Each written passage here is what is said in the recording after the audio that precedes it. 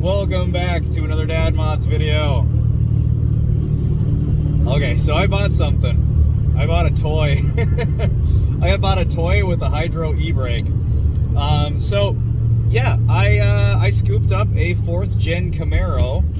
So LS1 car, T56, all the fun bells and whistles on it. It's straight up 90s GM product, so the interior is pretty bad. It rattles, it clanks. It's a it's a Camaro. But let's back this up and let's explain kind of the rationale behind it. Uh-oh, we got a cop. Hopefully not coming for me. Man, now it's making me all paranoid. Now granted, I have been kind of earning the paranoia a little bit since I got this thing. I'll be completely honest, I have had it sideways twice, and I've made a little smoke. But that's like the reason I got it. The only thing is I'm worried about is that I need to transfer the title immediately, knowing that I'm gonna do silly things like that. Because, one, just not to be an asshole, because that would be an asshole thing to do, is to piss pound a car and do illegal stuff when it's not even in your name yet. But more than that, this is my good buddy Brian's old car.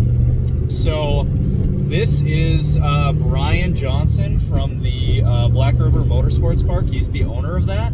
You've seen him on the podcast. But yeah, so we've talked about this a number of times. We host all of our car shows out there now. That's the new home. But so he was deciding to he needs to reprioritize a little bit. He didn't think that he had enough time to kind of build a track and get into drifting at the same time. So he had a 4th gen Camaro, Catfish Camaro, that he was starting to build to make a little drift machine out of. And I got myself a 4th gen that's got a fantastic motor. The T56 is going to need a rebuild soon enough, but that's not that big of a deal. It's got 130,000 miles on it, so that's kind of par for the course.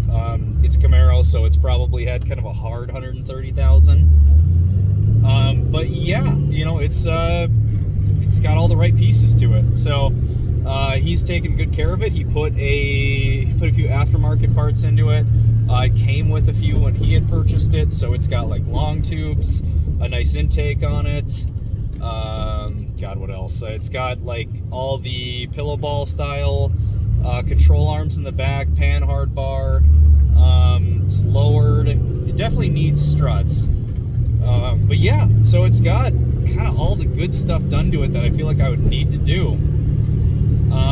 And it sounds awesome, really awesome.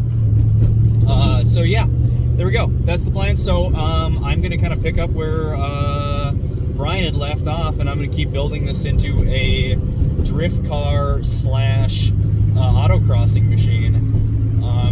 It's been a long time since I've had anything that can be a dedicated track car. Basically the last thing that I had that I could do that with was my Del Sol. And I know some of you guys are gonna laugh at that, the idea of there being a sort of a track dedicated Honda, but believe it or not, Hondas are pretty awesome on the track.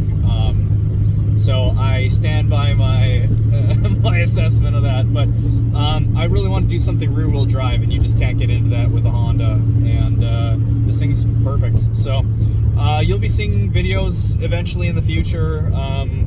Where I'm taking this thing autocrossing or practicing drifting, because we've got Brian's track now, and we've got a home for it. So you got to support the place in every way that you can. And there's no better way to support the track than to race. So yeah, guys, let's shoot a little bit of pretty video of this thing, show you guys the ins and outs of it, and we'll go from there. All right.